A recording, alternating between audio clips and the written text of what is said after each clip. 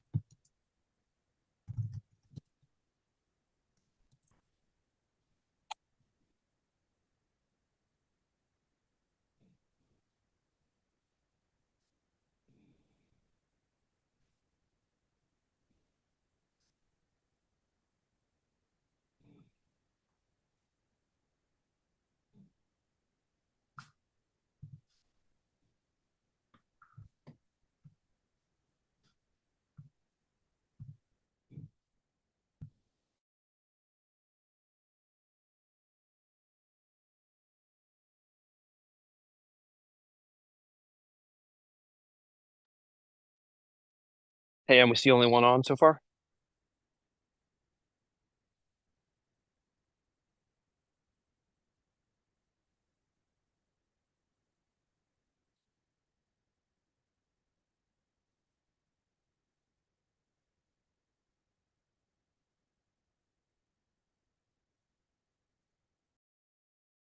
We live?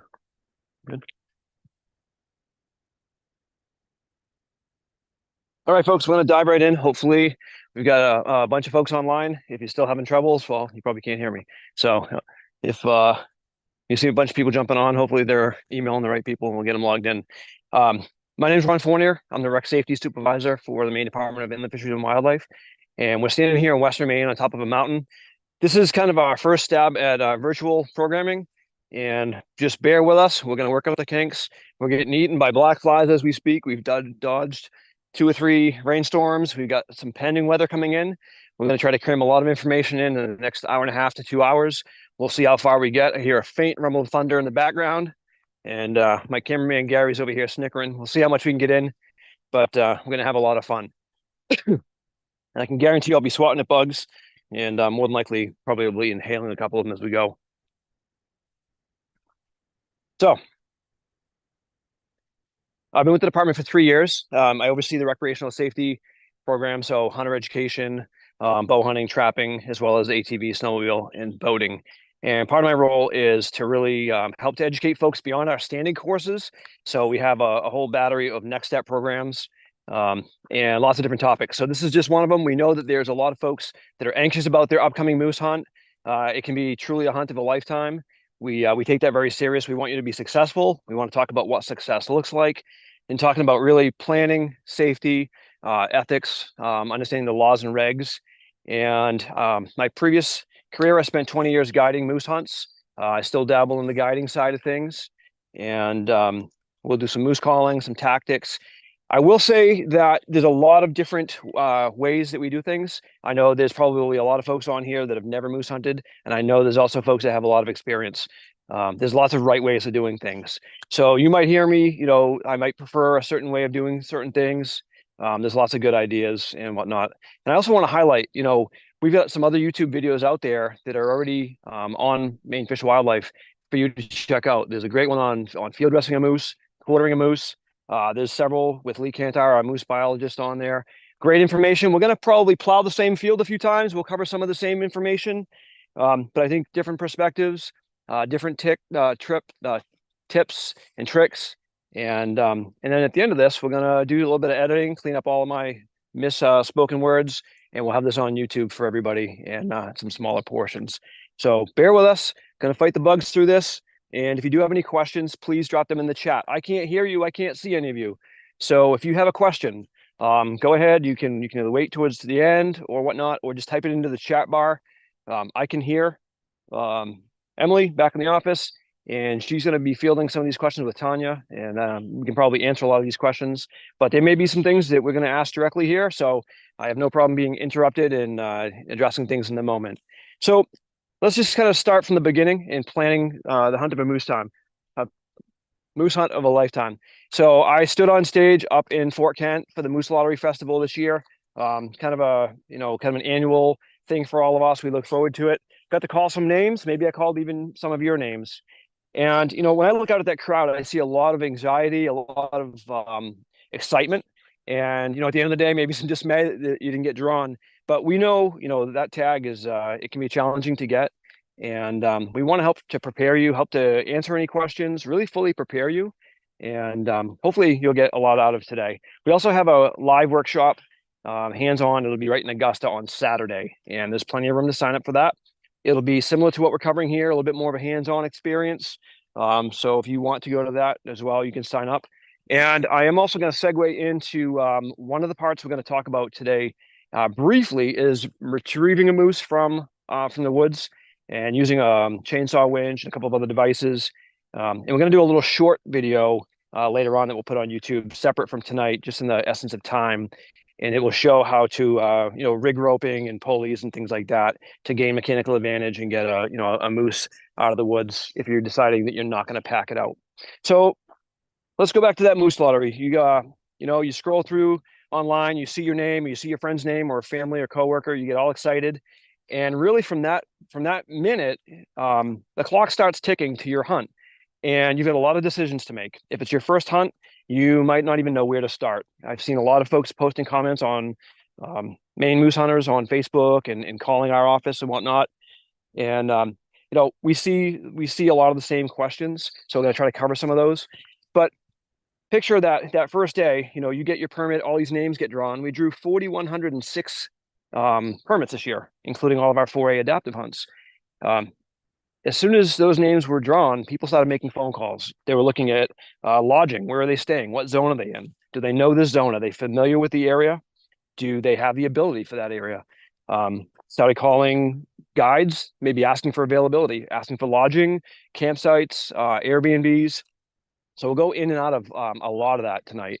And some of the reasons why you may want to go in one direction or another, lining up your butcher, things like that. The takeaway is really be prepared. What we don't want to see is any of you, the last minute, didn't have any time to scout, didn't get out there, kind of last minute, maybe some procrastination. I mean, life gets in the way sometimes. But right now is the time to really plan those details, and you'll really be thankful that you're more prepared when your hunt comes, September, October, or even November. But the planning starts now. And if you're looking for lodging or guides, you might even be a little bit behind the curve. I guarantee you probably are in some areas. So you get your name drawn. You get notified. You get something in the mail letting you know we have a moose tag with your name on it. At that point, you're firming up your sub permittee. You're making sure that who you put down for your sub is still eligible to go. They can take the time off, things like that. And if you have to rename your sub, there's a process for that. And then you have got to pay for your permit. And ironically, tomorrow at midnight is the last day to pay for your permit. We had some folks today calling us asking for copies of their hunter education card and getting their numbers because they haven't had a hunting license in a number of years. They couldn't find their hunter education card. We're here to walk you through that and help you out as a department. So if you have any issues, don't panic. Give us a call. If you're looking for a hunter education card, I'm going to just give you a quick phone number, 207 287-5220. That's directly to my office. You'll speak to Jamie. She's probably watching tonight and cringing that her tomorrow morning is going to be a little busy. But it's our job to get you your numbers and make sure you're all set to go. We'll get you your certification numbers. At that point, you're going to pay for your permit. There is a swapping process, and many of you have already swapped your tags. We see a lot of this happening organically through the different social media sites. It could be somebody just posting, hey, I'm looking for a zone 7 bull. I've got a zone 1 bull in October. For whatever reason, maybe it's, distance, lodging, who knows why people swap. There's a simple form right on our website. It's right on the page for moose hunting. It's $7. That fee covers all of the extra costs that we're incurring. We've given you a moose tag. We've assigned it to one person. Now we've got to go back in, swap, and move names around and whatnot. So it's a $7 fee. There's also a couple of websites that you can go on, mainmooseswap.com or something similar to that effect. But swapping is pretty common. One thing that we want to address, though, is you cannot monetize your tag. You can't sell your permit, and you can't monetize being your sub. So if Gary has never had a moose permit and says, geez, I know you got a tag, Ron, I'd like to give you $2,000 if you put me on as your sub, if I can shoot your moose. You can't monetize your tag. And there's a lot of confusion around that. So just something to be thinking about. And we see it, we know it is going on, something that we are addressing. So the next part of that is you're going to be getting your tag mailed to you just a couple weeks before your hunt, typically within the 3-week window. Don't sweat. You're going to see a lot of folks posting on socials or communicating that they haven't seen their tag yet. When are they coming out? Remember, there's different seasons. Your tag will come out a few weeks before your hunt, and you'll be ready to go. If you get within that maybe 7 to 10 day window and you haven't seen it, go ahead and email us. There's an email hotline for us. We'd rather have you email than make the phone call because we can actually handle those really quickly. We get so many voicemails. We're missing a 1 digit, or somebody's calling 4 or 5 times trying to match up those voicemails. It's ifw.moosepermit@maine.gov, I believe, and they're going to put that in the chat bar here momentarily. Okay, so if you go ahead and log in or send us an email, it's going to be the best way to take care of that. And even if it's the night before, don't let the anxiety get the best of you. We'll work with you to make sure you're all set to go. The rain's picking up, so that's good. And we're going to just keep plowing through here. So you get your tag, all that stuff's taken care of. You get your lodging secured. Thinking about, well, maybe if you don't have your lodging secured, looking at, the different zones, you've got everything from really remote areas, zone 1, zone 4, different parts of some of the areas in North Maine Woods. You've got everything from campsites that are organized campsites where there's a fire ring, maybe a privy, possibly a water source, to very primitive. You've got trailer sites. You've got everything from, motels, hotels, guides that will put you up for lodging but not guiding. There's lots of different options. And everybody has different budgets and they're looking for a different experience. I see a lot of really traditional Maine hunts going on with some of our guides up north. You've got the canvas wall tent and kind of a traditional Maine moose hunt, right down to staying at the local motel and going in and out and whatnot. So lots of options, and not everybody wants to rough it with no showers and access to internet or things like that. But pin down your lodging, make sure you're good to go, and it's in close proximity to where you plan on hunting. Deciding to make the decision to hire a guide, there's a lot of things to consider. Cost is probably one of them for folks, but you have to remember that when you're hiring a guide, you're hiring somebody that is very skilled in that area, not only professionally as a moose hunter, but in that zone. They're going to know the zone that they're hunting probably really well. They're going to know the places to go. They're going to know the places to maybe steer clear of. They'll know where other people are going, and they'll find places that aren't going to be so crowded. And the other thing is they're going to take care of a lot of the equipment. I've got a truck and trailer down here just over the hill. We're going to wander down there shortly. Things like, winches and ropes and cables and, drag sleds, all of that stuff, camping gear. It all adds up, and, everybody has different budgets and price points. There shouldn't be a lot of barriers for folks, but you do have some decisions to make. A guide's going to probably make it a lot easier. And if you're looking for a guide, you can go to MPGA, Maine Professional Guides Association, right online. You can search by area, search by activity type, and find a guide, find the experience that you're looking for, because there's lots of different packages. Some provide meals and lodging. Some of them provide just the guiding. And there's also folks out there who will just do help. They'll help you with moose retrieval. So if you're in an area, a lot of times these folks are out of the woods earlier, and they'll be more than willing to help you out towards the tail end of the week. So in the planning process, the one thing that tends to get overlooked, and you really need to jump on the front end of things, is looking for your butcher. Now, that's a good problem. If you need a butcher, that's a good problem. And also taxidermy, I would think, would be a consideration. But as far as butchers go, there's fewer butchers that are out there or processing places that are doing wild game. We see a lot of folks that are, they're booked out months and months and months in advance. Some of them really cater to wild game, and that's great. But we've seen a few of them since leave the landscape. So find your butcher, find somebody close, and find a backup. And when you're connecting with that butcher, things you want to be asking them is, how do you want the animal presented? Because some of them will take it quartered or chunked off, boned out. Some of them want it whole, and they won't take an animal that is already broken down for several reasons. They can't guarantee cleanliness, dirt and debris and things like that could be in the meat. If they're grinding this stuff up for you, they want to make sure you're getting a great product. That's a scenario I had actually years ago. I had a butcher lined up, and we packed this one out. It was a long day dragging a bull about a half mile, and we had everything packed up and to the butcher that very next morning. And as we rolled in, came out thinking we had a bull in the trailer, and we did, but it was in pieces. It was all quarters and in-game bags and whatnot. And initially they turned us away. They said, we can't take it. It's just not the way. So we had a little negotiation in the parking lot, and they did take it. But I was really close to having a problem on my hands because I was now down in southern Maine, and I didn't know of another butcher that wasn't already busy. So that could have been an issue. The worst case is I'd be cutting it up myself, which not everybody can do, but it's, fundamentally it's not the end of the world. And we'll kind of go in and out of that a little bit. Rain's picking up here, as you can see. We're gonna have a lot of fun, and yeah, we're gonna get wet. So as far as planning, other things you want to be thinking about is whose vehicle are you taking. This is when you got a moose tag, this is when you want to be calling in all your favors. Who's got the newest vehicle with 4-wheel drive? It's in the best shape. Who's got the trailer, things like that. If you don't have this stuff, you're going to need to find some friends that do. But getting your vehicle ready is really important. You don't want to be going into the North Maine Woods with a bad wheel bearing or faulty brakes and things like that. I know I've put a lot of vehicles through the paces, and we've come out the other side of a moose hunt dragging something, duct tape, chains, whatever, broken leaf springs, blown wheel bearings. So really make sure your vehicle is squared away. And we got a truck box that's got a bunch of stuff in there to be thinking about the what ifs and whatnot. So a couple things to be thinking about as far as planning. The next thing we want to be thinking about is, what are you going to use to try to harvest your moose? Are you going to be using a rifle, bow, crossbow? We've seen folks even using muzzle loaders and whatnot. And you need to practice.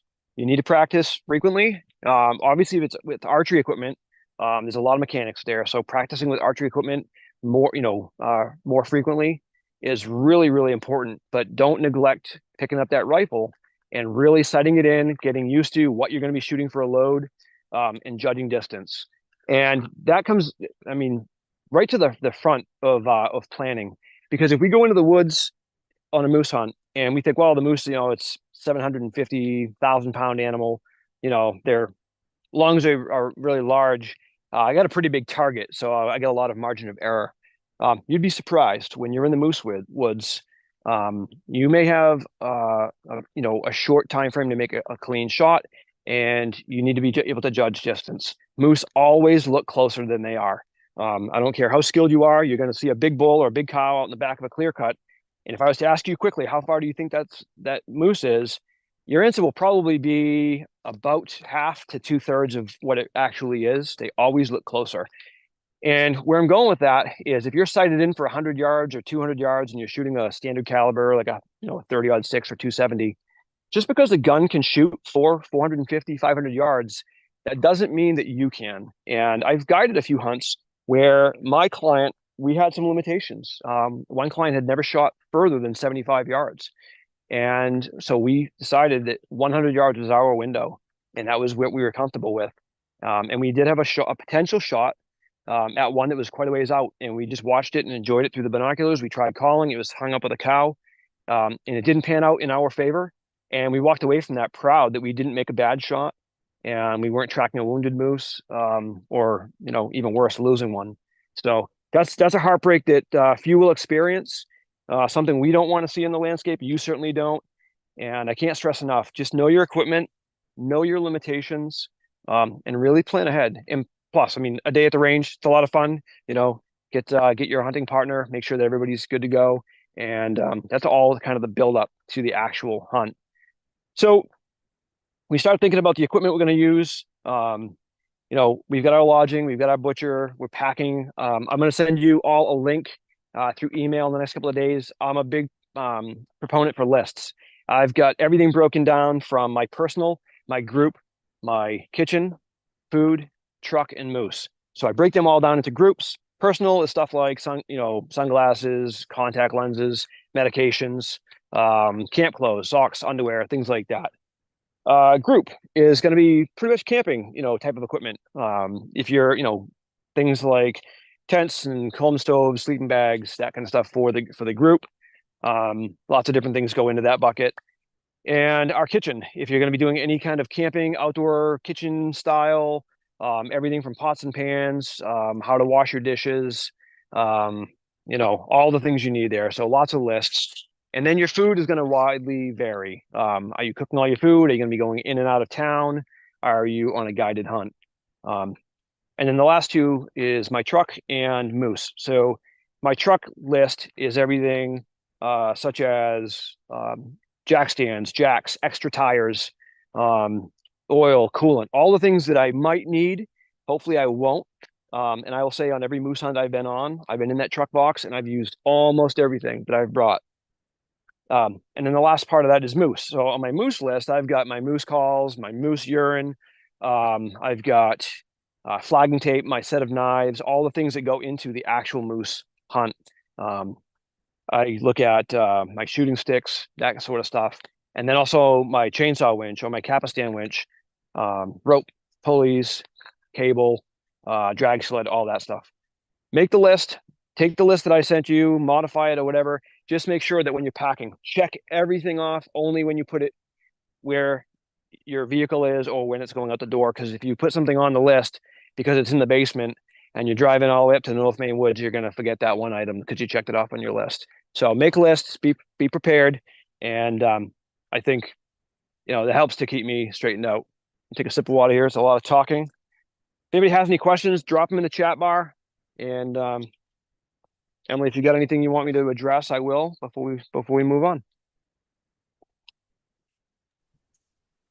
Ron, one of the viewers missed what you were talking about with guides and helping with field dressing or the carcass, and I'm not sure what you referenced there. Yeah. Yep. Yeah. So as far as when you're hiring a guide, you're gonna have a lot of questions, and they're gonna have a lot of questions for you.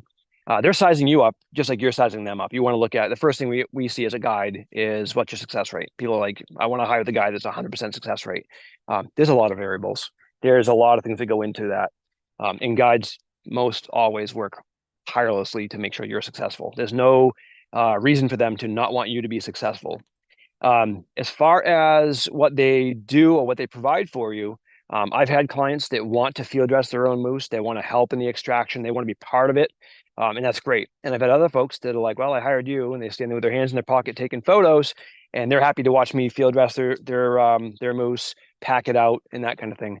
If you've got physical limitations, let them know, and they'll take care of that. Or you could just say, that I really don't have the interest in being able to haul these things out of the woods. It can be a hard job if you're packing them out, and just let them know. And that's where the fee structure goes up and down. A lot of folks I've seen recently saying, how much is a guided moose hunt? Well, it's like saying how much is a truck, right? There's all kinds of bells and whistles that you can add to that. There's folks that will take you out for a day or an entire week. So hopefully that answers your question. I would encourage you, if this is your first moose hunt, or even if it's, if you've been out there before and you've never gotten involved with that process, to me, being part of every bit of the hunt is really meaningful. I'm putting meat on the table. I'm bringing meat home for my family, and I have no problem getting my hands dirty. So I've gone on elk hunts and hunts out west where I'm hands on. I don't want somebody doing that for me, but guides typically will. So, all right. So let's see. The rain seems to have lightened up. Let me look at my list here. Keep myself on track just a bit.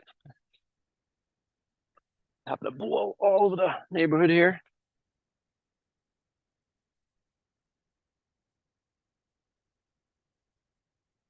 All right. We talked a little bit about the North Maine Woods, and I wanted to highlight a couple things. When you look at your zones, I think there's 23 moose zones.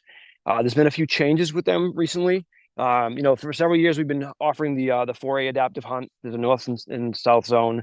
There's one bull week, and then there's 3 cow weeks. That's part of a study that we're working on. But if you look at most of our moose zones in the northern and western part of the state, partially they most partially fall into North Maine Woods, or even like Zone 1 is almost entirely in North Maine Woods. There's 3.5 million acres that are considered essentially private land, but you have access to this with a simple gate fee.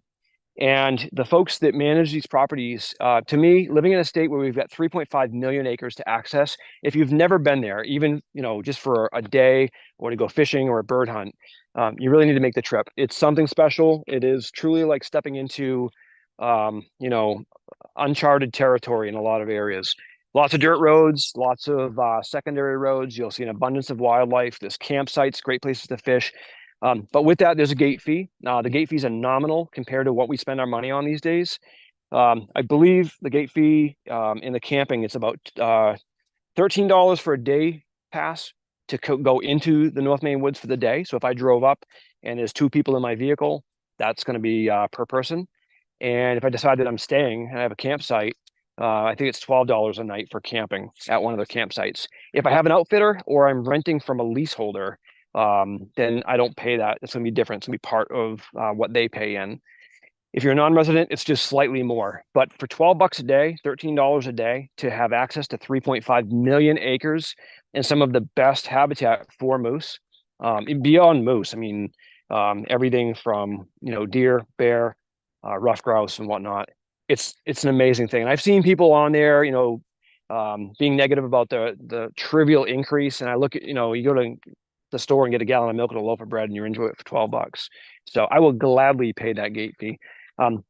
But because it is public, it's private land, we really need to make sure that while we're up there, we're conducting ourselves very ethically, safe, and following the rules. I guess some simple rules.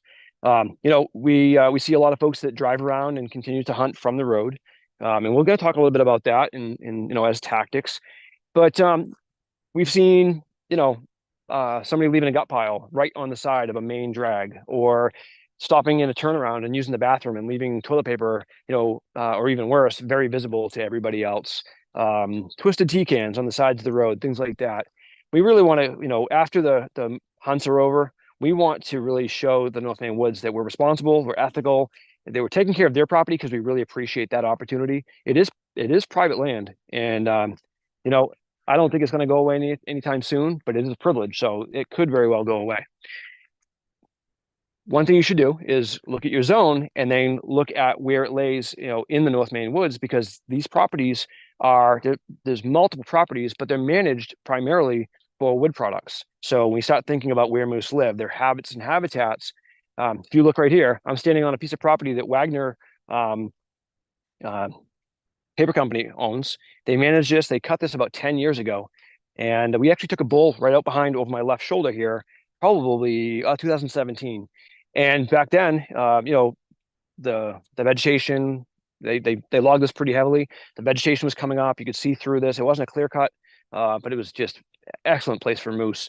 And that's not part of the North Maine Woods, but it is part of that paper company type property. So we had access to the property. We're on a gated dirt road, and it's a pretty unique place to be. So just to really think about that, the people that you're with. And then the other thing is put a trash bag in your truck and pick stuff up along the way. I'm always picking up trash, setting a good example for my kids, my grandkids. And, it might not be my responsibility, but really just setting the tone. All right, that's a lot of talking. I want to get into some tactics and do some moose calls. It seems like it's kind of a little bit of a break in the action. It's quieted down here. There's really no wind. We're going to move the camera. Bear with us a little bit, and then we'll kind of come back here. If you do have any questions on any tactics, anything that we're doing, please put them in there. I'll show you what works for me. I've competed in moose calling contests before for fun. I've been with some of the best of them. It's been just a hoot, sharing, all the silliness and whatnot. And there's a lot of folks that call way better than I do. But I like trying to sound like a moose. I don't use any electronic calls. I know everybody's got different opinions on electronic calls. There's lots of choices out there. To me, well, one, they're expensive, and two, I like to make all the variations either in my mouth, with some sort of a funnel. It can be a rolled up, newspaper, literally, or shingle. Could be something just to make a cone. I've seen, like orange road cones that were cut. Don't take them off the sides of the road. DOT won't be real happy with you. But really anything to make a funnel to throw your voice. Gary's over there laughing. I've seen it. So we're going to just move the camera a little bit in this direction, and we'll see what we can, maybe we'll see something come through the woods here. We'll see. Let's go for a field trip, Gary.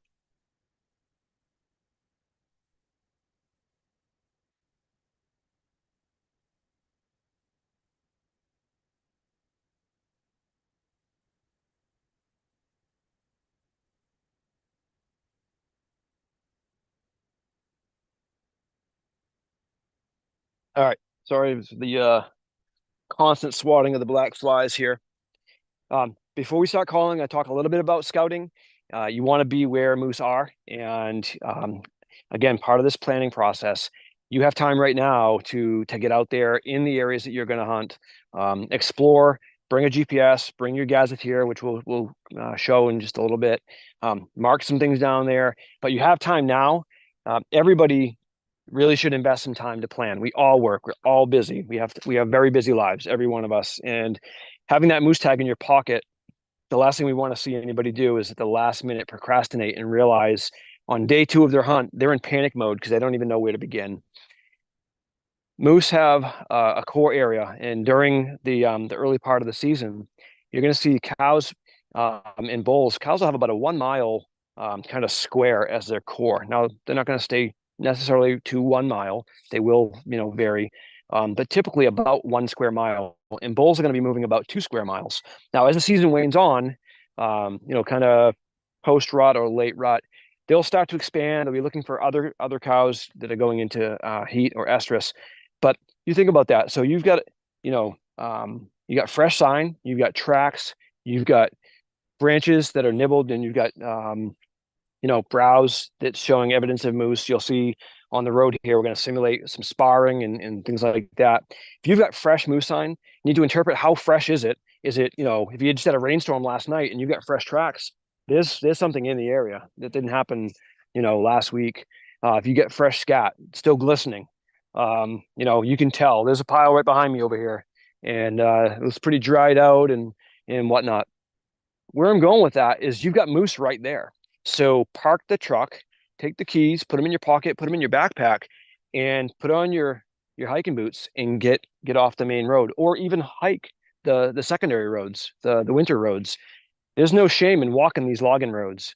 And if you get off the beaten path, very easy to walk, try to call something towards you. We always want to work smarter and not harder, right?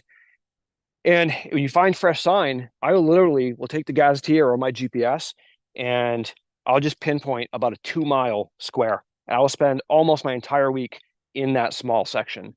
And I'll see vehicles driving by me back and forth, putting on hundreds, if not thousands of miles. You see the guy in the back, hanging onto the light bar, and he's plastered in road dust. And day 1, day 2, everybody's excited, and day 3, they all have the same look on their face. They're getting pretty discouraged. Haven't seen anything from the road. When you're driving the roads, you might see something in the clear cut. There's always a chance something will step out in front of you or behind you. But what you're missing is the subtleties. You could drive down the road and turn that corner and not see anything and be like, well, there's no moose here. You turn that corner and something steps right out, or more than one, 2, 3, 4. if you're walking that road, you can hear that limb snap. You can hear something walking through the brush with that very, very faint bull grunt. And that's what you're going to be able to key in. So I would really stress find a good pair of boots, pin down where you've got roads that maybe parallel each other. So you have access. If you do drop something in that, 1 square mile, that you've got multiple ways to get in to retrieve it. And I think you'll have a much more enjoyable hunt. But always have a plan A, a plan B, and a plan C. Not like deer hunting. Deer hunting, I know where my local friends are hunting. I know where people will most likely park. You start to see trends. Moose hunting, it's a crapshoot. People come from all over the place, and you have no idea when they were scouting, what their plan A is, what their plan B is. There's a lot of things that can change the dynamics. And if you show up to your very first spot in the morning and there's somebody parked there, you need to have a plan B, plan C. There's plenty of woods, and we'll get into some of that road ethics a little bit later, but let's get on to calling. So I'm looking over here. We got some hardwoods. We've got a little bit of birch, some maple. Okay. And if I start seeing things where the leaves have stripped off, okay, if it's low, it very well could be a white-tailed deer. So I'm looking at that. I'm looking at the diameter. How far are they chewing down the tips of those? Typically this time of the year, they're stripping leaves, maybe the top where it's really soft. As winter wanes on, you'll see them kind of working that down a little bit. But if I start seeing stuff up high, I know it's most likely a moose. A deer's not going to stand up on their hind legs to go ahead and munch on leaves. So I got some fresh sign. I've got some fresh tracks over here and some droppings. I've been scouting up here. I've had game cameras out on this little water hole down here. So I know there's moose in the area. September hunt, we're going to kind of walk through the cycle a little bit, and it's going to change. So in the middle of the summer, when you're out there scouting, don't start calling. Okay, it's way too early. We don't want to make animals call shy. Plus, you'll drive everybody else crazy out there that's trying to hunt in the fall. October, you have a really good shot at all cows going into estrus and bulls being on fire. And the September season is going to be very vocal. You'll have days where it'll be dead quiet one day, and the next day you almost get run over. There's just activity. You can hear breeding activity. You can hear cows calling off in the distance or really wailing. There's lots of variations. October, you might find the woods are real quiet. Calling is still good, but you're gonna have to modify your calling. You may have to tone it back a little bit, and you're probably gonna need to be a little bit more patient. But October is a great season. We've harvested some really, really good bulls in October, and there's some differences in the season because, by then leaves are falling off the trees, everything's turning colors, and you have a better visibility. September, honestly, gonna look pretty much like this. We have a lot of foliage. You're covered up pretty well, but it's gonna be harder to see. So for calling, a simple cow call, okay? Again, funnel or using your hands to start. Just cup your hands. I like to pinch my nose, make it a little bit more nasally. And that allows me to kind of project and sound a little bit more like a cow than a human. And I'm just going to project my voice, sounding like a cow, kind of over this little draw right here, in hopes that I'm going to hear something stand up or call back. I could call another cow. Another cow could call back out of curiosity. But if there's a bull out here and it's September, if he's in earshot, he's most likely going to respond with a grunt. Or you might hear him moving in towards you and whatnot. So a simple cow call.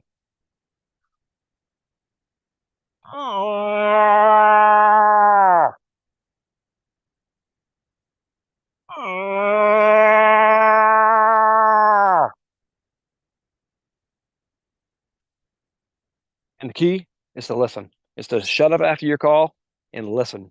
And you're going to find your subpermittee is going to be over there kicking gravel or opening up that Snickers bar, and you got to look at them and you got to give them the eyeball. Say, stop. Because after that call, you really want to be patient and listen for any kind of response. It could be very distant, it could be very faint. It could be something really close, but very faint. And you're hoping that you're going to hear a bull, if you have a bull tag, grunting back to you. A bull grunt could be really loud and bellowing, or it could be, I like to think of the old oil cans where you press the bottom, call it oil canning, and you press the little bottom of the oil can, and it's it's real faint. If you're not listening, you're kicking the gravel or whatever, you might miss that. As soon as you hear that, and I'm gonna quote Roger Lambert here. If you know Roger Lambert, Emily's probably laughing. But you hear that bull grunt, bull grunt, and every guide's pointing and they're wiggling their finger and they're going, because you hear that bull. At that point, now you've got a setup. You have a chance to at least try to engage with this bull. What you do next is going to be really important.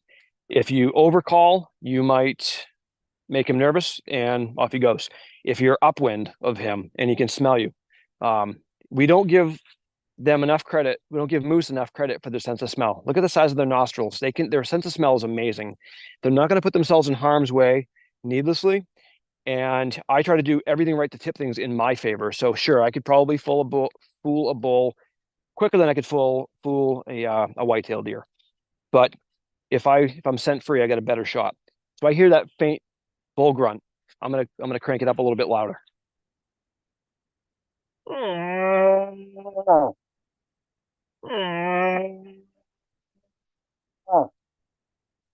I hear him engage, I'm gonna give it a few minutes. I don't want him to think that I'm gonna come to him. I want that bull to think he needs to get here. One tactic that works really well is, okay, so there's a cow over here. He's not quite sure if she's in heat, if she's ready to breed. He might be curious. He could be with another cow. If I keep calling in that direction, he's probably thinking, okay, well, you come to me. I'm not coming that way.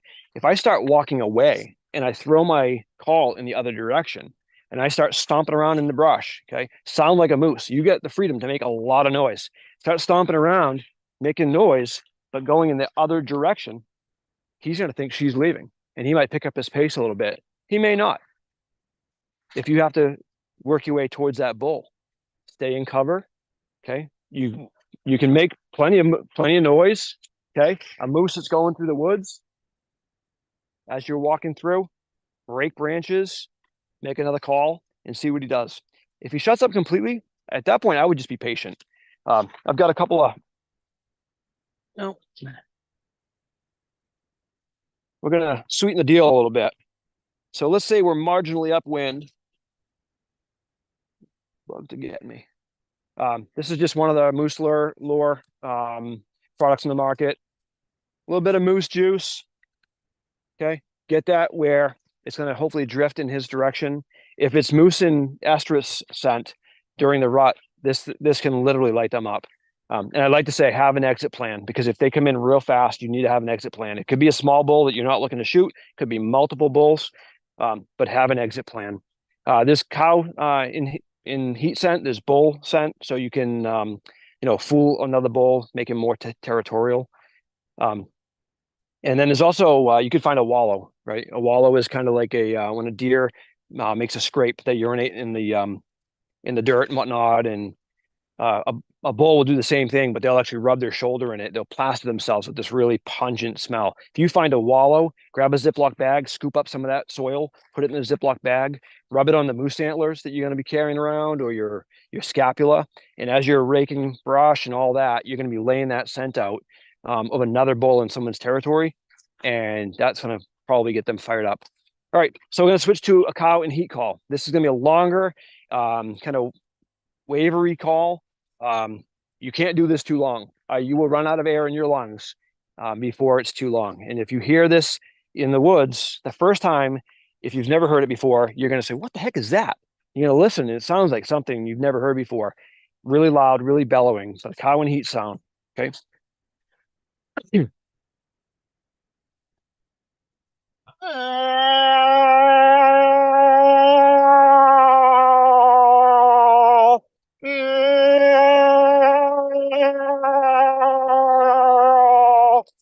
Okay, lots of variations. If you're a professional caller, or you're out there and you're probably laughing and snickering away, there's lots of ways of doing that.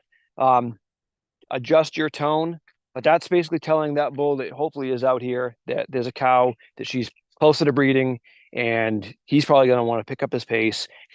If he's still hung up and not really working the distance, or maybe he's just a long ways away, now what I want to do is I want to give him the illusion that there's another bull here, and that bull's going to get to this cow before he will. At that point, you're going to play a little bit of a ventriloquist. Okay, so I got my cow call.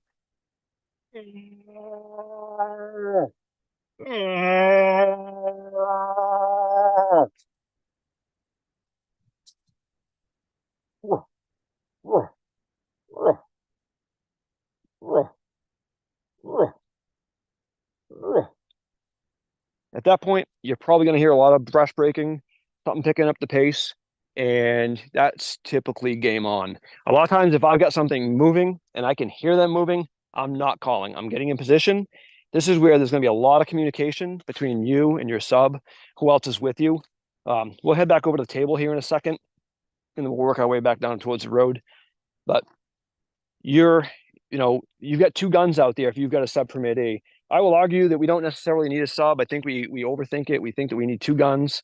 We got to anchor that animal and all that. I've been on a lot of hunts, and a lot of my clients did not have a sub, and we did just fine. Shot placement, have a gun big enough caliber to get the job done ethically, or a crossbow or bow, and be within a good effective range. And I know it's an insurance policy. I've hunted with plenty of subs. All of my family have been subs, or back and forth on different hunts.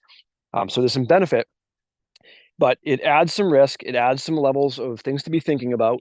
And you got somebody else that you're trying to, communicate with, be safe as well. And you have to be with your sub permittee. We're going to weave in and out of some of these topics as we go, but we've got a bull potentially coming in, and we've got to communicate, because we have to make sure if we're both going to shoot, that we're looking at the same animal.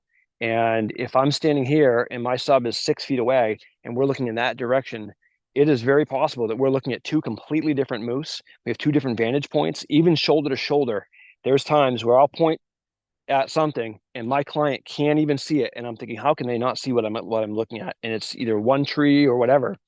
What we don't want to have is a double kill. We don't want to have a bull with a cow, or two bulls, or two cows, whatever.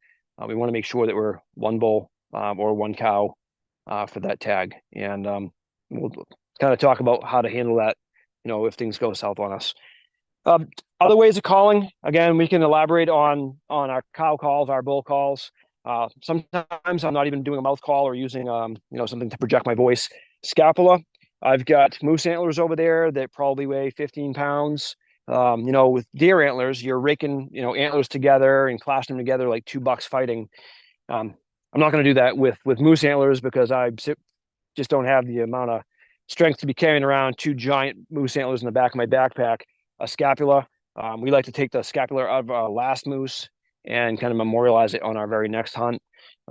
It's light. When you go to the butcher shop during the season, you can get these right out of the scrap pile, boil them, clean them all off, and it makes a nice little kind of tool to rake brush. So this is going to sound like a bull that's raking, as they're going into the final stages of the rut and getting ready to breed. They're spending a lot of time raking brush, and one, they're getting all of the velvet off their antlers, but they're strengthening their neck muscles, and they're burning off some testosterone. There's a lot of testosterone flowing, and they got to take out their aggression. So to simulate that,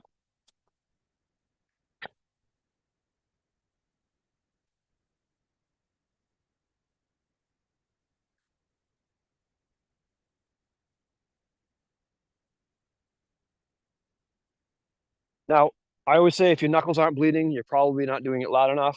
I spend a lot of time where I'll beat up a tree like that. I'll find some dead brush, stomp around in that, make a racket, because for the most part, they're going to really be tearing at that. A canoe paddle works really well.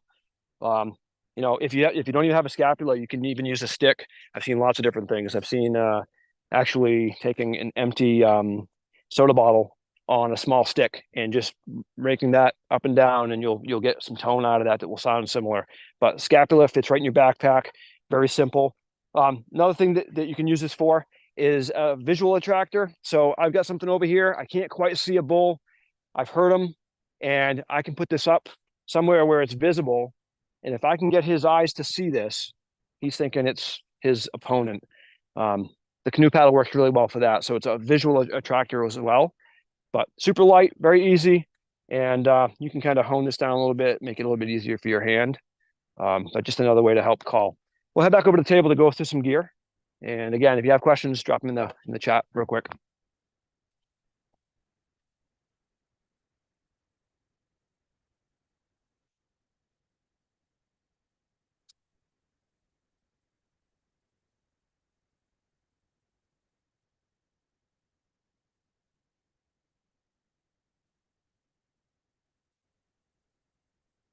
gonna need some Benadryl after this one. I am getting annihilated.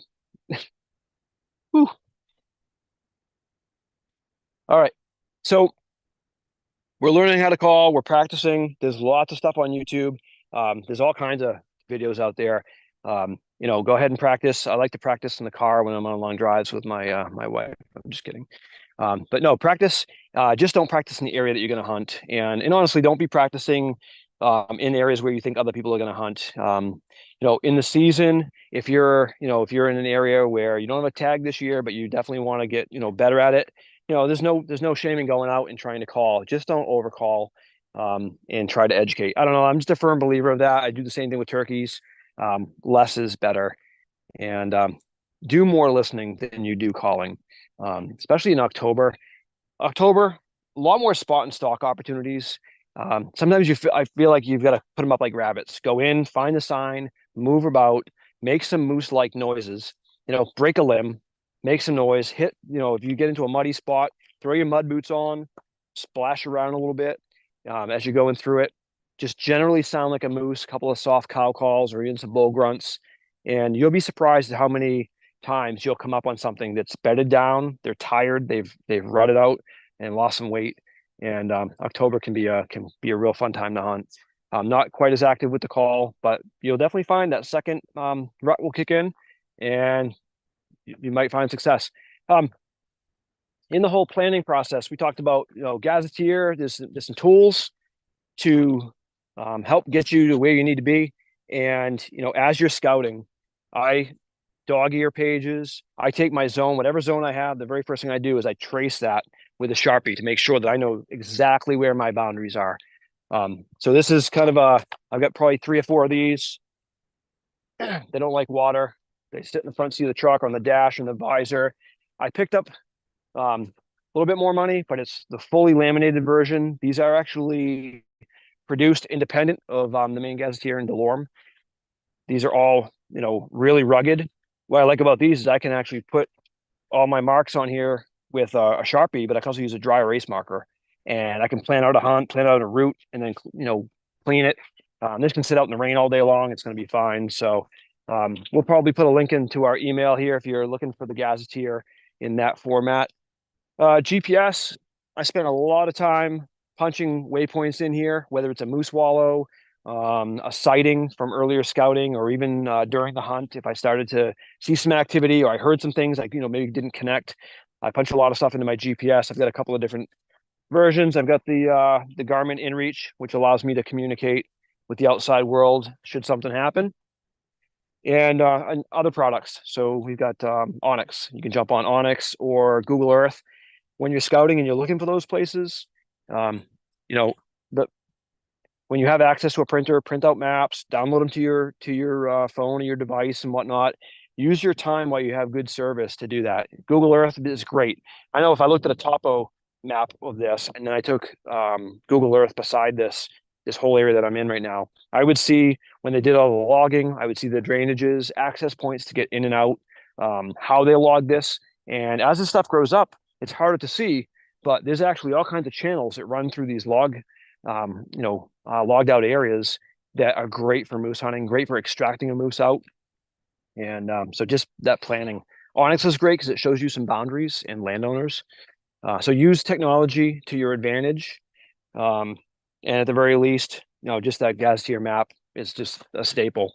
A couple of other things while you're scouting, planning. Game cameras can be really helpful if you're in an area where you can put game cameras. If it's private land, you have to have written permission. You need to have your name and address on the camera. North Maine Woods, you can use them. In public lands, most places in public lands, you can use game cameras. Make sure they're labeled. Make sure that if you're on private property that you get permission. It's part of the law. But that can give you some intel. I do use them on hunts off and on. If I'm in a 1 mile, 2 mile area, I might pop a few up just to see what's going on from the night before, or maybe earlier that day if we bump something out. But then after the hunt, if we do have a harvest or whatnot, I got to remember I have to go back out and get them. And some of my activities take me all over the state. It could be in zone 1 or something, be 7 or 8 hours away. So just a couple of other things to be thinking about. Your law book. Okay, for your law book, please, please, please go online, download the PDF logbook to your phone, download it to your device. You don't have to have service. We do have paper copies, very few paper copies these days. We're all moving forward with technology. Everything will be in real time, updated. If we have any, thing that was, changed or whatnot, it will be on that PDF online. So you can download that for trapping, for hunting, all the other different disciplines, but have that on there. And then highlight the things that pertain to moose hunting. You're going to get some paperwork from us and have that in there. The zones, the definitions of the wildlife management areas that you're assigned. We have an ArcGIS tool on our website. You can jump right on there. You can zoom right into whatever zone, and then you can click on the description, and it shows you all of the different access points. Also, it'll have a list of, I believe, butchers and tagging stations. So tagging, still have to tag the animal like any other big game animal in person. You have an 18-hour window. And one thing to highlight, so as you're on the hunt, if you are successful, if you've got a hunter and a sub or a family or a group, that hunter has to stay with that moose. So if I'm here with me and Gary out here hunting, and I'm the shooter, and I shot that moose, we can't both walk away from this. And I go and put my temporary tag on it, jump in the truck and go back to camp, have lunch, and get our rigging and our winch and all that, and then come back and pull it out. I need to stay with that moose, and that takes a little bit more planning. A lot of people don't think about that portion. We just had a rain shower here that just happened a little while ago, and I've had plenty of moose hunts where I've been on a hunt, and shortly after that bull is down, we have a torrential downpour, and I have a client that has to stay in the woods or on the dirt road with that bull. So extra, having a tarp, rig up a simple shelter, extra clothes, a couple snacks. I know sometimes I'll be an hour away from camp to go back, get the winch and all the other gear. I don't keep that all in my truck necessarily, but that person has to stay with that moose, and there's some things to be thinking about. Picture that happening at the last 30 minutes of the day. You're going to be out there and probably till 1 or 2 in the morning. It might be an hour or two before you're back to your friend or your client in the dark. So extra headlights, flashlights, a couple glow sticks, things like that. Things to keep them comfortable as well. I'll drag out the cooler. It's got snacks and, things like, water and all that. But when you leave, you got to stay with the moose. So just think about that. You can't just drive away and walk away from it. Other things, I've got a whole bunch of stuff here. I got my pack. I try to pack pretty light. I spend most of my day on the ground, on foot, and I'll be back and forth to the truck off and on. So I pack what I need for that portion of my hunt, knowing that I'll be coming back to my truck. I'm always leaving with probably 2-3 bottles of water, some snacks, rain gear, my survival kit, something to make fire. My tag and my license are always with me. They're actually an internal component of my pack with a pen. Okay, there's no excuse. You got to tag your moose if you're successful. I've got extra batteries. I've got a headlight in there. So I think about all the things that could go wrong. My GPS, got a map in there, and I'm sorry, my GPS and a compass. But I try to pack pretty light because as you start moving, you're going to start heating up and all that. I might be shedding some layers, so I want to have some extra room in there so I can throw my heavier layers in there. One thing I'm going to have every time I step out of that vehicle and when I'm in the vehicle is a good pair of binoculars. I can't stress enough, binoculars are going to really help you to differentiate a bull from a cow, or to see something at the end of a big clear cut and to be able to identify what I'm looking at. It could be a spruce tree. It could be the bull that we're looking at on the last day of the hunt. If you've got a bull tag or an antlerless tag, it's your responsibility to make sure you're looking at that through binoculars and you are 100% sure that what you're looking at is what you intend to shoot. And I have multiples. I have several in the truck because I may have a person in my vehicle. I may have a sub with me. I may have a family member. And it's really important that when I pull that gun up to make a shot, or my client does, there's other eyes on that scenario. What we see in here is, they make the shot, one moose drops, and then miraculously it jumps back up. And there's the anxiety and the panic and they pull up on it again, they make a second shot. And if you've got two people looking at that same moose and they see it drop and they see the second one stand up, they're going to be hopefully the one to help you to navigate that, to say, whoa, hang on. That's a cow, let it go. Or it's a second bull. Especially in October, you got to be really careful because a lot of bulls will bachelor up. They'll group right back up, and you might have 2 or 3 bedded down. You call, one stands up. You shoot, he drops, another one stands up. If you make that shot, you've got 2 bulls in the ground. And we should address that. What are we going to do when that happens? It's pretty thick here. I look out, got the binoculars up. I see one moose. I make the shot. It disappears. I make another shot. That disappears. I'm thinking, we got him. All right. We're going to sit here. We're going to listen.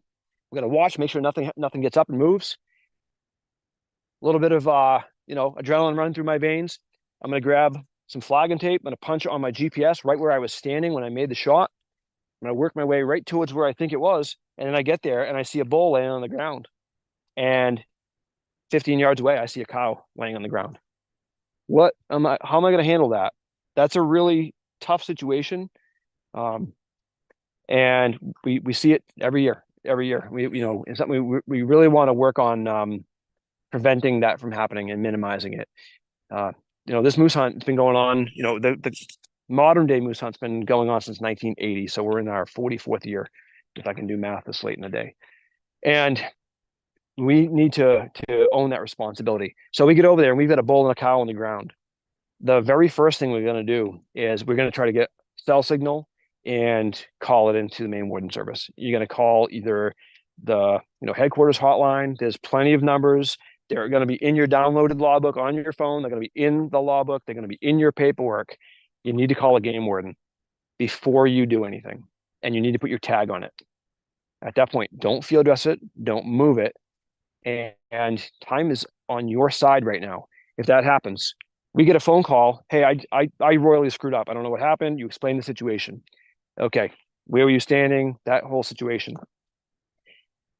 You may have to stay with that moose and send somebody out to get cell signal, or some kind of a radio signal. If you got a MERS radio in your truck or a CB or whatnot, you need to get some communications out. We're going to tell you what to do at that point. More than likely, if there's a time frame before one of us gets out there, we're going to say, go ahead and field dress it, prop the cavity open, just leave everything right where it is, and we'll come out. Now, I can't predict exactly what's going to happen. It's going to be situational. If somebody is first time offense and that kind of thing, I'm not going to even get into the weeds there. But if we don't get a phone call, relatively close to cell signal, and 6 hours go by, 7 hours go by, and we get a phone call, it seems like maybe a little bit too much time. We're trying to weed through, how can we get out of this? Can we drag that thing out of the way? Can we bury it in pine boughs? Can we just drag our bull out, leave the cow, and play dumb? It's too much time lapsing. So self-reporting, I don't know. I'm sure people on here are probably looking at me and shaking their head. Self-reporting is the number one priority. You would be surprised at how that may be handled. And many times we will work with you to unravel that. The key is preventing it from happening. Also knowing that things don't always go as we plan. But how you handle that is truly the epitome of ethics and showing and demonstrating good ethics. So I'll leave that there. If you have any questions or comments, drop them right in the chat there. All right. Let's see. A couple of other things that we dragged up here just to go through as you're as you're trying to line up for a shot. A bog pod, a shooting stick, even just a simple hardwood stick is just a great way to kind of steady your rest. We talked a little bit about the subcommittee. I've had several people where if I'm guiding somebody or I'm on a hunt with a friend or a family member, where I'm actually helping them to anchor off my shoulder. A pair of earmuffs is really important, with any kind of close range shooting. So protect your ears at all costs. Doesn't take much to leave these around your neck and whatnot. But I want to go back to that subcommittee or other people on your hunt. As far as the safety aspect, I think when we get a moose tag, we get all excited. It's a big family event. It's especially in Maine. I know other states are different, but our culture here, I've seen a lot of hunts where there's a lot of people out there. You know, we got 3, 4 trucks driving on the road, and we've only got one hunter and one sub. That can get a little chaotic. It can get to be unsafe. It also adds to traffic and things like that. Everybody will have different thresholds of what they're looking to do, but I would really, strongly suggest the fewer people in the woods for the hunt, the better. Meet up at lunch, have that tailgate lunch, swap stories, have a check-in time or whatever. Spend all kinds of time at night around the campfire telling stories. But fewer people, in that hunting situation might help you to be a little bit more stealthy, and it's certainly going to be more safe. What I think about is if I've got a hunter and a sub, that sub is walking behind me with potentially a loaded firearm. You need to have a solid conversation about, maybe there's no round in the chamber, your safety's on, okay, but that could fail. The bolt or the action's open. It doesn't take a whole lot to put a round in the chamber and get ready for a shot. But you've got people that are literally walking in a straight line, and things can go south on people really quickly. There's also a lot of anxiety and excitement, and that's when we start to make mistakes. With the sub permittee, you have to be with the hunter, and 12 feet away, 25 feet away, that's fine. You're in communications. But if I'm on the other ridge and I've got a walkie-talkie, or I'm on another ridge and I'm doing hand signals, that's not okay. It's not acceptable. You have to be with your hunter. And we definitely have had some scenarios that play out. We've had, the hunter is not feeling well, gets up in the morning, and the sub says, all right, well, I'm going to go out for the morning and we'll see if we can come up with anything. If you're the sub, you can't. The hunter has to be in the woods on the hunt. The hunter can go out without the sub, but the sub cannot go out without the hunter. But the key there is you need to be together. You can't be actively hunting separately, same vehicle, or in tandem and that kind of stuff. But close proximity is key. That distance, we see people they just maybe make the mistake, or like, hey, you know what, you go this way and I'm gonna go that way.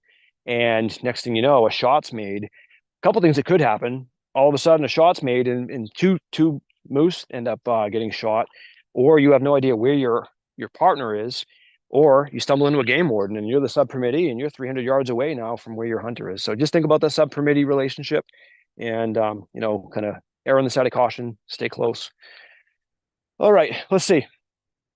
As far as gear goes, 2 articles of orange would be preferred. 1 article of orange is mandatory. So you need to have a hat, a solid hat. An emblem is fine. So, bright high vis. Got the OGT hat here. An orange vest is great, or jacket. More orange is good. Moose, they can't really see color. They see movement like deer, but they're also a little bit more tolerant than a whitetail. You probably get a better chance at fooling them. But I always think of my scent control, trying to be camouflaged or blending in as much as I can, and doing more things right than I'm doing wrong. So at the end of the week, if things don't shake out, I've at least done my best. So I'm in full camo head to toe. Walking around in stuff that's up to my chest. Do I need camouflage pants? Probably not. I can walk around in blue jeans and, a black Carhartt sweatshirt with the orange cap, and I'm still legal. But, I'm going to dress the part. I dress in lots of layers. And I typically will have a nice base layer, polypro, something that's going to wick moisture and all that to make it, more comfortable, throwing on rain gear when I need it and all that. I'll leave stuff in the truck and keep it in totes or dry bags, but have enough space in my pack that I can throw stuff in there. The other side of that is, so let's say you are successful and you've got a moose in the ground. You might end up having more people out there with you on this hunt now. All of a sudden, you make the phone call. Yep, we've got one down. We're 250 yards in. I'm gonna swallow that one. And now you got the family that is coming out. Have extra orange in your vehicle. Have a couple hats, some sweatshirts, whatever it is, because there might be 10, 12 trips to the truck back and forth, and you're still hunting. Okay, you're still hunting. You're still on the hunt, and you're in the woods where other people are looking for their moose. So we want to make sure that we're being safe. So have a couple of extra orange layers in the vehicle, and that will help to keep everybody high vis. Let's see. Let's say we make the shot and something went wrong. Okay, you thought you felt really good about the shot. You get over to where you should find this moose, and you can see a disturbance, but you're not finding the animal you're looking for. So how do we handle that? What's the first thing we're going to do? We're going to listen. You want to be real quiet and listen. You might hear something moving around, walking away, or maybe rolling around that might need a second shot. You might find blood. You might find hair. You might not find any. And if you are shooting, let's say a 270, kind of a round nose bullet, you might have a pass through, but many times you're going to find that bullet on the other side of the cavity, right up against the hide. And you picture how big of a moose is, the diameter of their chest cavity, and either a parallel or a shot that's slightly elevated, you may not have any blood at all. So you go over there and you see a disturbance and you don't see any blood. We're not going to walk away from that and be like, oh, I guess I missed. I'm a terrible shot. I should go sight my gun in, because you've already done that. You've practiced and you know what you're doing.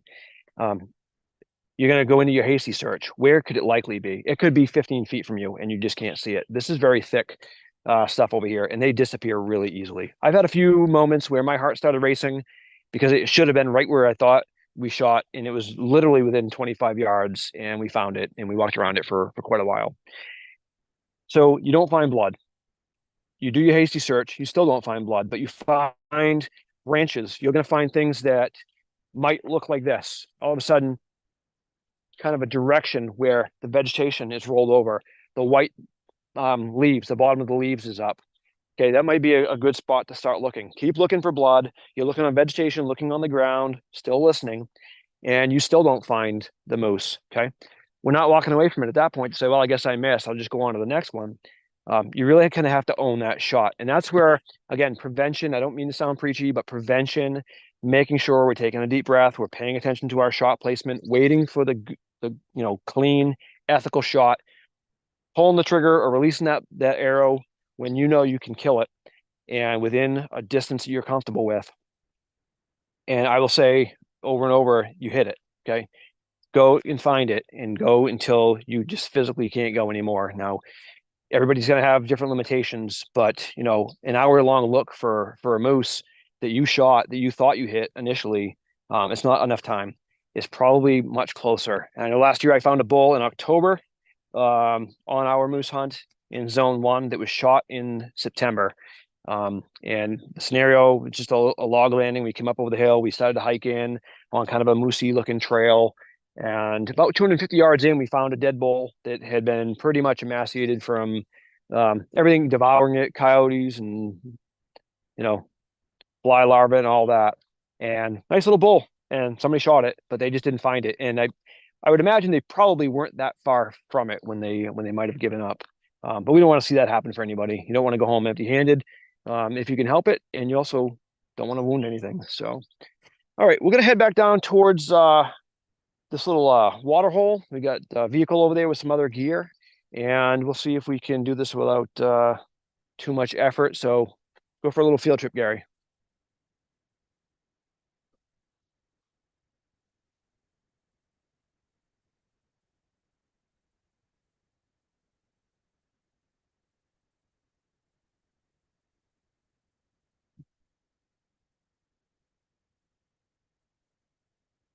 Gets pretty thick in here. It's just a 30-yard jaunt.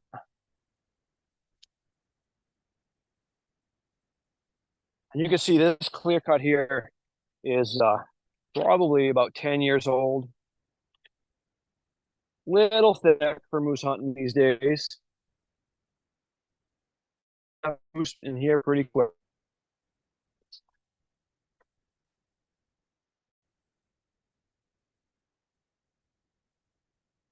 Okay. Here we go. Had a lot of rain today. A lot of rain last night as well. But it's a pretty moosey spot. We got a couple of tracks right in here. It's a cow. I don't know if you can see them. Some cow tracks here, probably from this morning. And I'm assuming it's a cow. You can see toes, the cloven hoof, the toes are pretty much touching right up in here.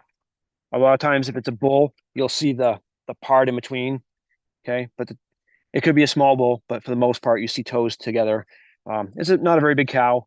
Kind of muddy. A lot of times you'll see in mud or silty kind of loamy soils, it will look a lot bigger because it acts like a snowshoe. It spreads out when they're trying to run. But little cow come down to the pond here. If I'm scouting, or I'm looking for a fresh sign, something like this, I don't see where this. There's a lot of clay in some of our shale roads, and certainly in the North Maine Woods. But what I'd be looking for is I'd be looking for the water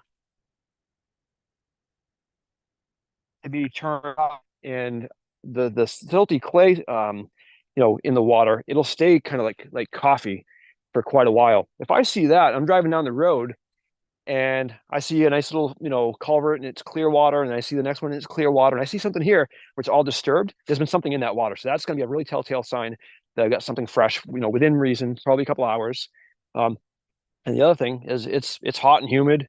Water holes. This is the only water hole on this hill, so this would be a good spot to kind of target early morning, or in the early evening. It's not very big. There's no lily pads here. There's no aquatic vegetation, and you'll see a lot of feeding on aquatic vegetation in the summer. Not so much in the fall. That's kind of waning back, but there will still be, plenty of moose spotted in the ponds and whatnot. And that's a whole different moose hunt, by canoe, floating a canoe and that traditional kind of Allagash experience.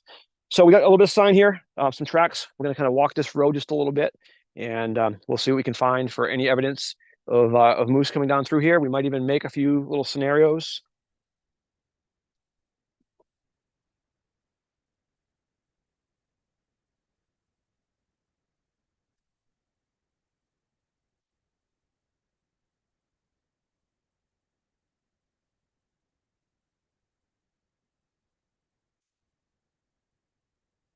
So when I'm looking at a gravel road like this, these are great places to start your hunt. Get out, you can cover some distance, you can walk pretty quietly.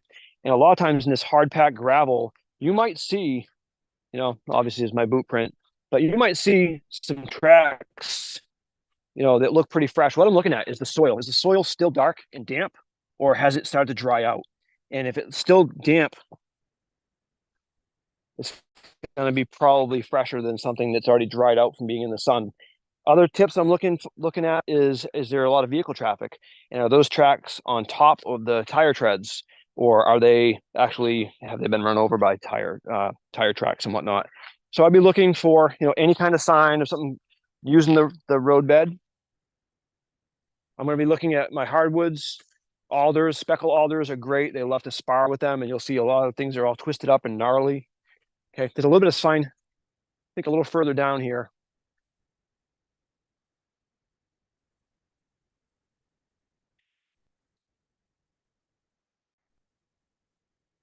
Yeah, start a couple of. Yeah, this is a good spot right here. So you can see right here, this is a quaking aspen. Okay, and you can see where a moose has come through and they've actually eaten the tips. It's pretty high up, and then even further up. Okay, so good evidence, but it's also pretty old. I can see how it's dry. There's nothing that's fresh right there. So that's kind of a couple weeks ago.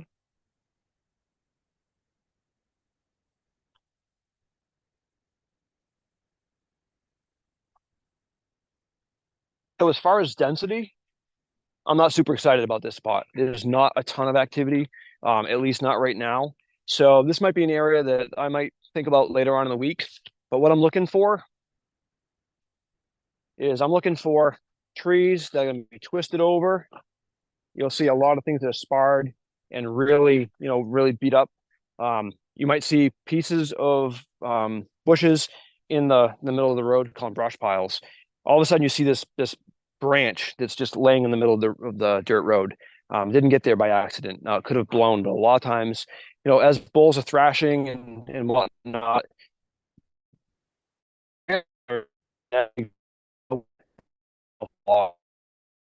looking for with crossings is in between their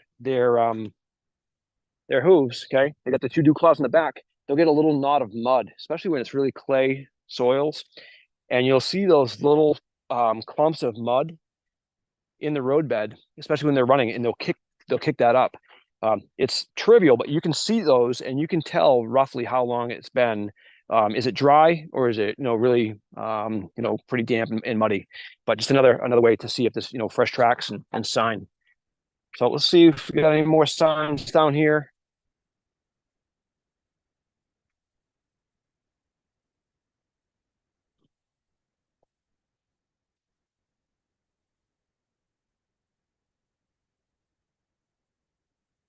Okay, we got a little bit more here.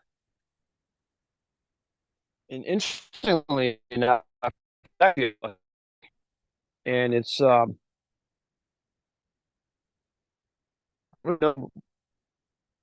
many moose that actually eat the cherry buds, but you can see how high that is. Okay, so it's a pretty good sized moose, stretching their neck up. A lot of times they'll come through and they'll just strip leaves off. That's another way to call, actually. And it's kind of a really quiet call. I actually called a small bull here about probably 3 years ago, and I actually saw him standing down around the corner. And I parked, I got out, and I started making a couple of soft calls. And as I'm working towards him, he just kind of went in the other direction, did another soft cow call, and then I just started walking along the edge of the road, and I started just stripping leaves with my hand. Okay, you can turn the camera there. This is right here.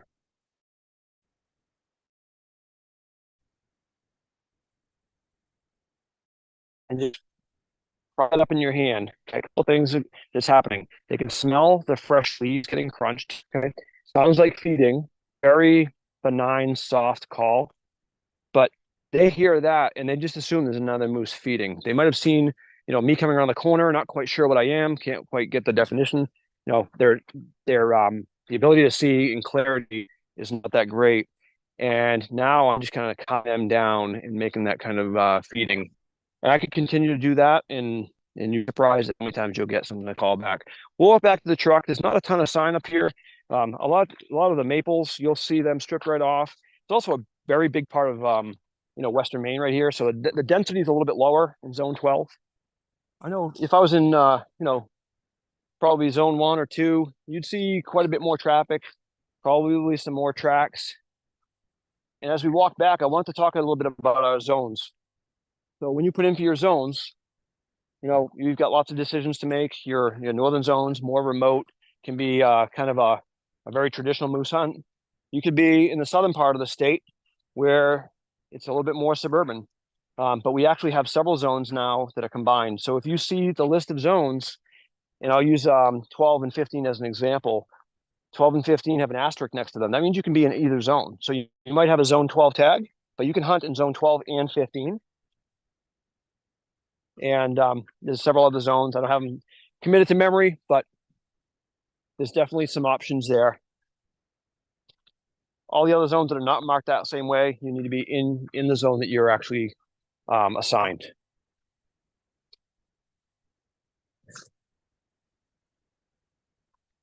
All right, we're gonna go on to getting our vehicle ready. Just covering some basics. This is my makeshift lunch spot. I pack in the morning. Actually at the night before, I'll pack my truck. I don't like anything that rattles. I'll make sure everything in my vehicle is buttoned down. I empty my change from my change tray. I like to drive, to and from pretty quiet, get into stealth mode. There's nothing rattling around in my truck because when I pull in my first spot, I want to come in nice and quiet, shut the vehicle off, and get out. And my routine is I'll be there an hour and a half early, and I'll sit on the top of my cooler with a nice cup of coffee, and I'll just listen. I'm watching the stars. I'm listening for any activity, just enjoying the sound of nature, just everything waking up. When we come out for lunch, we'll come out, typically tailgate lunch, maybe some hot soup, some sandwiches or whatnot. Throw some coffee on the percolator. And that, to me, that's as big of a part of the moose hunt as all the prep and even the kill. It's those moments in the field, sitting on a tailgate, reflecting on the morning. How did things go? Maybe thinking about the things we didn't do right, and getting a plan for the afternoon. One thing that I would suggest is something I picked up from a friend of mine is spend 20 minutes and take a little power nap. Take your socks and shoes off, dry your socks out, let your boots air out, find a nice little piece of grass or sit in the bed of the truck or whatnot, and 20-minute power nap. Any longer than that, you'll kind of go into that deep sleep. But 20 minutes will rejuvenate you.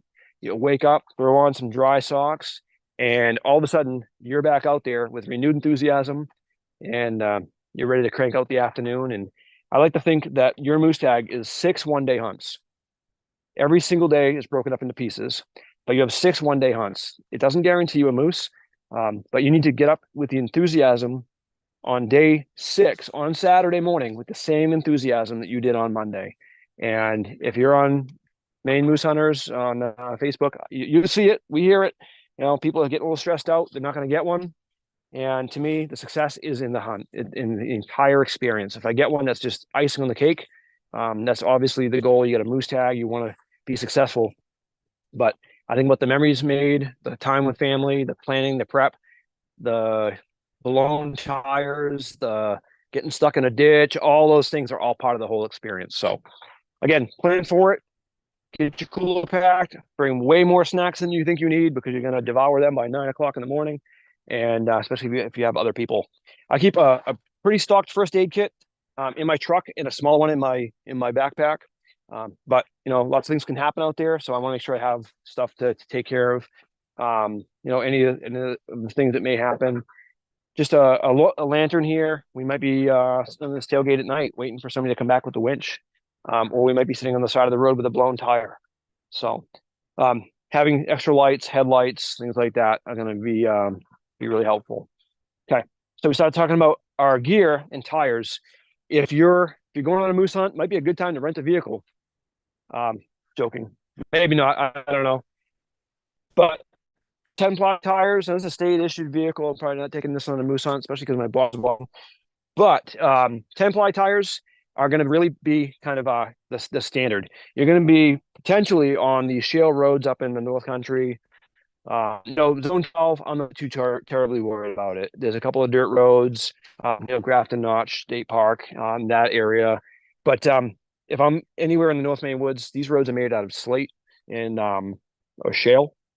And they make their own roads and they dress them all the time. They'll go through the grader, they turn everything up, turns it back into like shards of glass, lots of like pointy objects. And then you're coming through with your nice 4-ply poly tires, and you're not going to get 3 miles in without blowing a tire. You'll see I've got 2 spares plus a tire for the trailer. In the back, all of my spares are, I don't want to say junk tires, but they're stuff I've salvaged out of scrap yards. Make sure they fit your vehicle.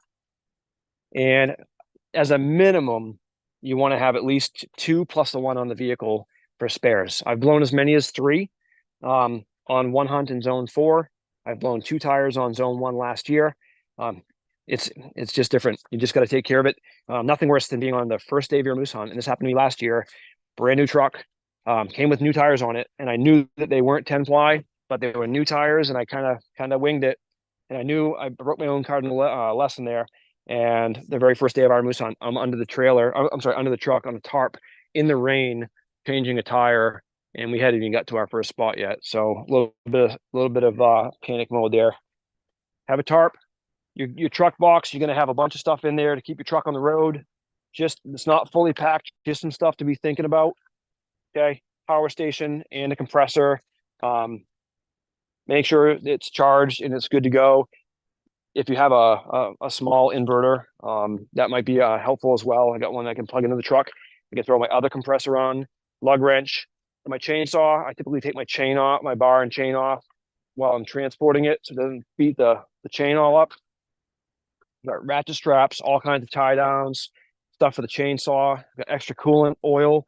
I keep my knife kit in here. This is my breaking down a moose kit. Tarps, lots of tarps. Okay. This can be used obviously for we get a moose down on the ground and it's a bright sunny day. We need to cover that moose, get it in the shade while we're field dressing it, and we're trying to get it out of the woods. We decide that we're going to quarter it up. I'm going to go ahead, put a tarp down. It's clean. Bring out all of my meat and lay it on something clean on, you know, in cheesecloth or game bags, and keep that protected. If I have the entire moose out intact and I'm going to be putting it in my trailer, you want to basically run your tarp up so that you've got maybe 5 or 6 feet, lay the moose on top of it, and then bring the tarp up and over. Don't cover the moose entirely. You want to have airflow, you want to have it visible, but that's going to keep a lot of that road dust off. And you'll see a lot of that real silty dust gets into everything. And there's nothing that a butcher dislikes more than moose covered in road dust and dirt, and you're going to lose some meat. So tarps are going to be really important. A couple of other things in there, jack stands. Like I said, I've blown several tires before. Get the vehicle up on jack stands, extra coolant. Either some liquid wrench, WD-40. I don't change tires on my truck often, and I know I've had some stubborn lug nuts that just do not want to free up. So be careful if you're using that, but that will help free up, a stuck bolt or whatnot. I've always got trash bags in here for any of my road trash, all my snacks and things like that, things I find on the hunt. But always use trash bags for stuff. Extra fuel cans. Plenty of extra fuel. Depending on where you're going, if it's remote, you may have to be bringing in a lot more fuel than you think, and watch your driving. You might be going through more fuel than you think, and you need to obviously make sure you have enough to get back out of the woods. All right. I don't know if you guys can see how good these bugs are, but man, it's a rodeo. All right. Chainsaw. There's a lot of times if I'm pulling something or twitching, can you turn that just a little bit? There you go. There's oftentimes I'll be pulling to a slash pile or whatnot, but if I'm on private land or North Maine Woods, I'm not cutting trees out of my way. I'm not cutting anything live. But there's been times where I have to either take a dead down piece of wood out of the way or, cut a spruce pole for something. So having a chainsaw is good. I've also come around the corner and found plenty of blowdowns, and you could easily get into a windstorm or whatnot and get yourself, in a situation. So having a saw, pull something out of the way. Totes, label them, but waterproof totes, you're gonna get dust and dirt. I don't know. I don't think they make a product that you can keep the dust out of stuff. It just gets into everything. But something that you have a fighting chance to keep the dust and dirt out. I got extra rope. I've got all kinds of straps for, pinning down my tarp and all that. The shed that we found on a hunt there a couple years ago. And I've got another toolbox. I've got tools, wrenches, extra propane, hammer, saws, another lantern, more oil. Again, stuff that you're going to appreciate. I know I'm framing this as if you're going off into the middle of nowhere, but hopefully many of you are. And being prepared, at the very end of the day, you have things you don't need, and you go home and put it away. So I've got kind of an old style jack in here as well, which is pretty helpful. You may be in a spot where you really gotta get that truck up in a soft road bed. A regular truck jack may not work. Kind of the slide underneath jacks are gonna work good, but sometimes you need to break out the big guns and really get that vehicle up. And then I've got two different winch systems, kind of old school, and this mounts right to a receiver hitch. You can put a receiver hitch on the front of your vehicle or the back end of your vehicle. 3/16 cable. I think this has 50 feet of cable, and this allows me to pull to the vehicle. You can also just pull with your vehicle. And what I would typically do is that if I had a moose out in this direction, I'm going to run my rope out or my cable out in that direction, and I'm going to take an anchor tree and chain and a pulley, and I'm going to wrap that to my truck. So I'm pulling in this direction. So my truck's going that way. The moose is coming this way. That's going to be a whole different video. We're going to cover a lot of that later on, so I won't go too far into the weeds. But just one option. And then these can be mounted to other things. Remember, you can't use four-wheelers or ATVs in most of the North Maine Woods. Well, any of them in North Maine Woods. In private lands, you can't as well. I think sometimes we think that, well, it's a moose tag, so anything goes, and it's not true.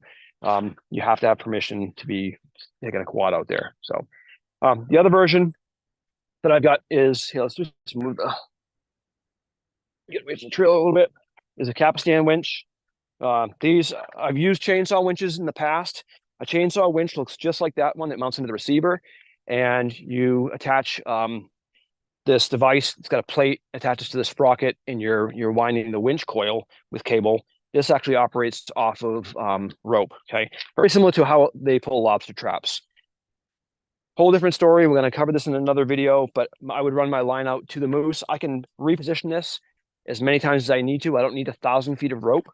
I have a 200-foot piece of rope, and I've got two 100 pieces of rope. All I need to do is get my drag sled out to wherever the animal is, roll them into it. And I don't want to pull straight to the winch. I want to actually have an anchor point and a pulley. So I'm pulling with at least one pulley. And so I take a lot of pressure off of my winch.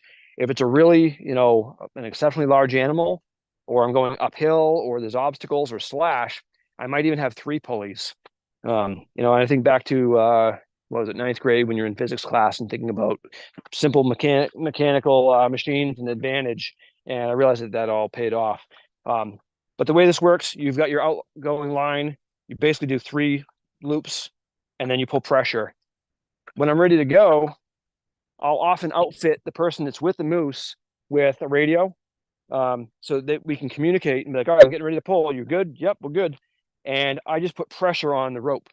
And as soon as I put that pressure on the rope, it's going to start to pull. It's going to put tension on the line, and it will start to pull the rope in my direction.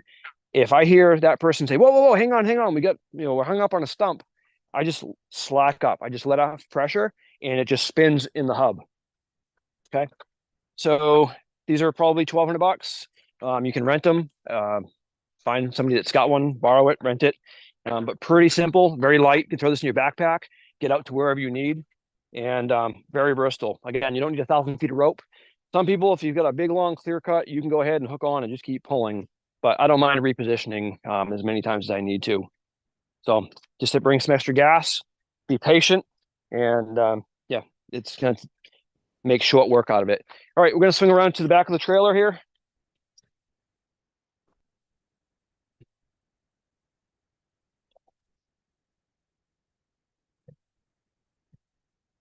A little plug for Old Time Canoe. So I've used lots of different things to pull a moose out. I've seen people using truck bed liners. They make a moose drag sled, which has got a plastic bottom and whatnot. There's all kinds of things out there. People are creative. I think about the truck bed liner, and I think about this big rectangular object that you're trying to then pull through this, what we just walked out of, right? And you can do it. A lot of times you'll fold those front corners in, and it works, but it's going to be challenging. And I look at an ABS canoe, and when I'm pulling on this, I don't care if I've got small saplings or trees that are close together. This just parts right through. And all I got to do, I run a piece of rope through here, just a simple loop, hook it to my my haul line for my winch, or to a vehicle and whatnot. I've got the moose. I'll put this beside the moose, and roll their shoulders into it. Sounds really easy when you've got a 1,000-pound bull, but you could do it, or a cow. Get them into the sled, hook onto that, and it's going to be more slick on the ground over rocks and roots and mud and everything else. As we get going, I can also throw the rest of my gear in here. I'm going to have, maybe my jacket, my backpack, can throw some more stuff in there. But we've pulled more moose out with half of a canoe pretty easily. So when you're offline tonight, jump on Marketplace. I guarantee you can find another moose hunter and say, okay, we'll buy this one for $200. We'll cut it in half. You get half, I get half. Everybody's happy. At the end of it, sell it, and you can easily sell it. But it's worth its weight in gold, and will really make short work of it. Just a loading gate trailer. Again, another piece of equipment you're going to need if you're taking it out intact, plus all of your gear. I like these simple, just a regular landscaping trailer. Really easy to get things on and off. A moose fits in here just nicely, and all my gear. And once the moose is in there, I just pack stuff around it, and off we go. All right, let's see. Let me get a drink of water here for a second. Emily, do we have any questions at all?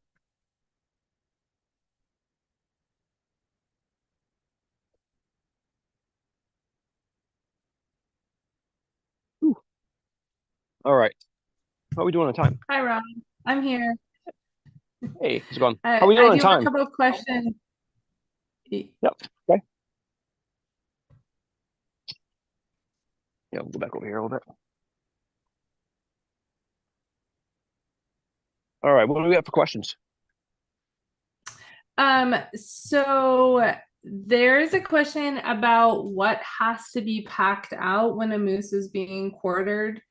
Specifically, if it can be boned out before it's quartered, or what has to actually come out of the woods. That's a good question. We have shared we have So if shared a you're link to packing, the video series. okay, okay, excellent.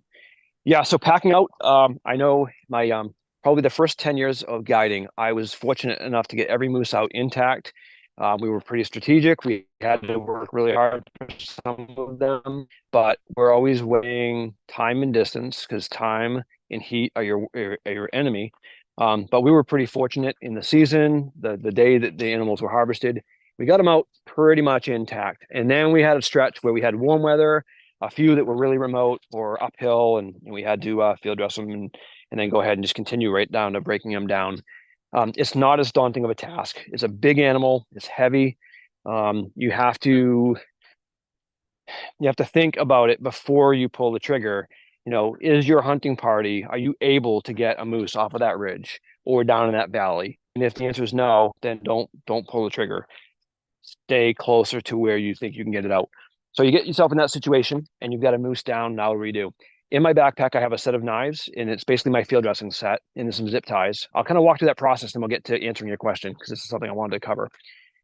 I've got a knife with a gut hook on it so I can make my incision, and I run right down the rib cage all the way down to the genitals and basically open the moose up.